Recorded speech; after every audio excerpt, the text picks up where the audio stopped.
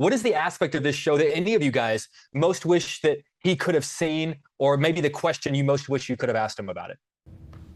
That's a great question. That's a really good question. And John, you in particular have been very kind to me. Our first interview, I was 18 years old, and you've been out of your way. Jake, you've always been nice to me, and I really appreciate it, man. Thanks for being such a fan of this show, and especially A Quiet Place. You were a big, always a big proponent of me, so I appreciate it.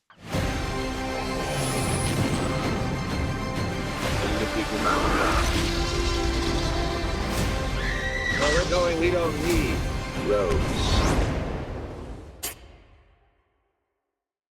Good to see you guys again. How are you doing? Great. How you doing, Jake? I'm doing so well. Seriously, love you guys. Love the show. And I appreciate you taking the time. So seriously, thank you so much.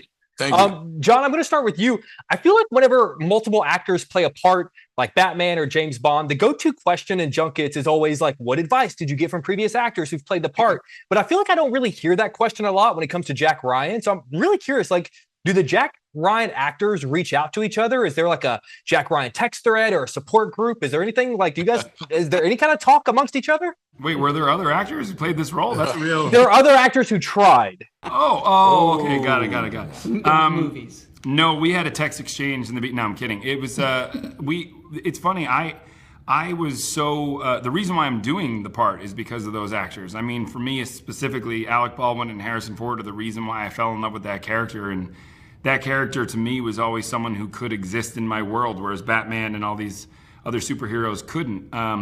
He was someone who— Mr. Fantastic? Yeah. Yes, or that.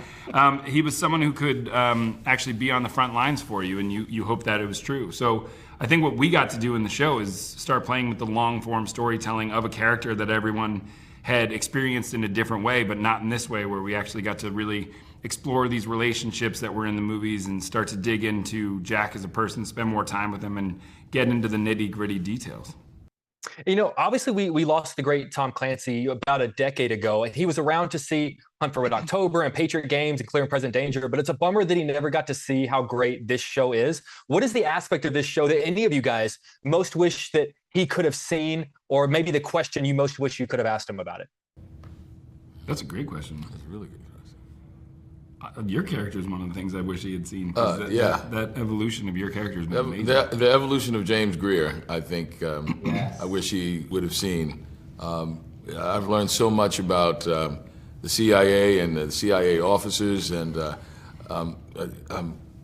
actually created a relationship with my consultant, understanding the impact that he has with his family. So it's multi-faceted and three-dimensional. I think we expanded on James Greer a lot more than the films have, and so I wish he would have seen that.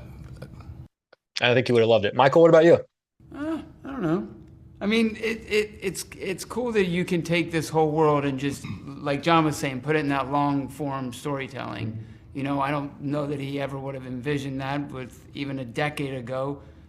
Decade ago was pre-streaming. I mean, to think about that's only been 10 years. Wow. So for him to know that 8 episodes of a character that he created, and there being a television show that someone could watch in 8 straight hours if they so choose, that would probably blow his mind. We'd have to catch him up on a lot, for sure. Yeah.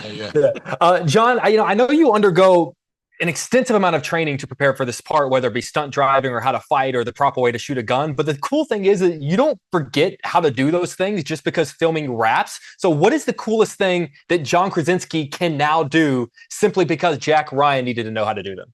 I know how to be thrown out of a Black Hawk helicopter. That's pretty cool. I know how.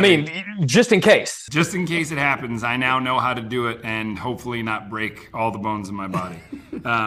So what happened in that trailer shot is very, very real. A Navy SEAL friend of ours threw me out of a Black Hawk helicopter. I don't know very many people who get to say that happened to them.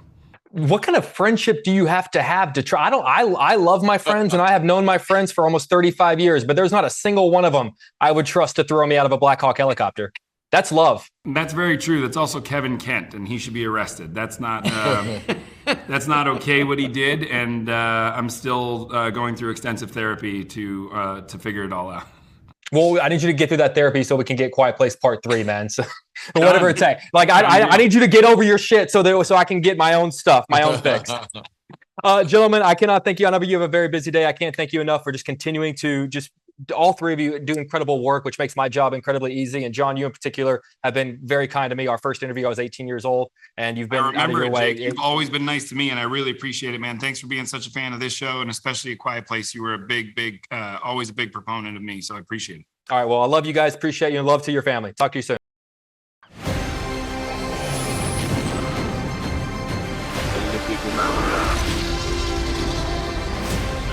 Where we're going, we don't need roads.